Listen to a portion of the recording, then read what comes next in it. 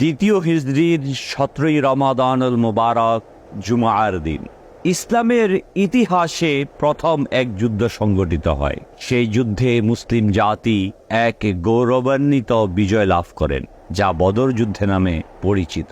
বলা বাহুল্য, বদর একটি কূপের নাম, যা বদর বিন আমের নামক ব্যক্তি খনন করেছিলেন।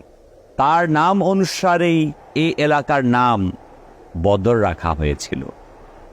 বদর যুদ্ধে মুসলমানের সংখ্যা ছিল মাত্র 313 জন, শত্রুপক্ষ ছিল প্রায় 1000।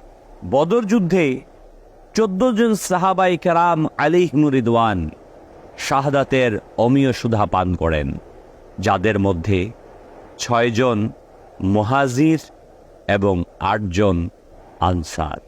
আসহাবে বদর সহনশীলতা ও খোদাভীরুতার অনুসারী ছিলেন, ফলে আল্লাহ পাক তার নিষ্পাপ ফেরেশতাদের মাধ্যমে সাহায্য করে বদরের ময়দানে তাদেরকে বিজয় ও সাফল্য দ্বারা ধন্য করেছেন। প্রিয়নবী সাল্লাল্লাহু আলাইহি ওয়াসাল্লাম সাহাবায়ে কেরাম আলাইহিমুর রিদওয়ানকে উৎসাহ প্রদান স্বরূপ ইরশাদ করেন, তোমরা তোমাদের সাহসকে সমুন্নত রাখো। তোমাদের জন্য এটা যথেষ্ট নয় কি আল্লাহ পাক তার 3000 ফেরেশতা অবতীর্ণ করে তোমাদের সাহায্য করবেন? অতঃপর ইরশাদ করলেন, কেবল 3000 ফেরেশতাই নয়, বরং যদি তোমরা ধৈর্য খোদাভীরুতা অবলম্বন করো, অতঃপর শত্রু তোমাদের উপর আক্রমণ করে, তবে আল্লাহ পাক 5000 ফেরেশতাদের দ্বারা তোমাদের সাহায্য করবেন। এটি ছিল অদৃশ্য সংবাদ, যা পরবর্তীতে সংগঠিত হয়েছিল।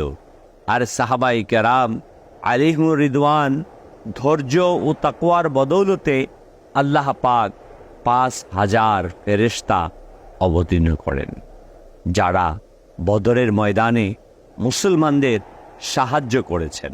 হাদিসে পাকে বর্ণিত রয়েছে, আল্লাহ পাক বদরের সাহাবীদের সম্পর্কে ইরশাদ করেন, তোমরা যা ইচ্ছে আমল করো, তোমাদের জন্য জান্নাত অবধারিত। প্রিয় ইসলামী ভাইয়েরা, সেই ঐতিহাসিক বিজয় থেকে আমাদের জন্য শিক্ষণীয় বিষয়াদি রয়েছে, আর তা হচ্ছে সর্ব অবস্থায় ধৈর্য ধারণ ও আল্লাহ পাকের সাহায্য কামনা করা। আল্লাহ পাক মুসলমানদেরকে বদরের সেই বিজয়ের কথা স্মরণ করিয়ে দিয়েছেন যে সংখ্যায় কম হওয়া সত্ত্বেও বদরের প্রান্তরে আল্লাহ পাক তাদের বিজয় ও সফলতা দান করেছেন।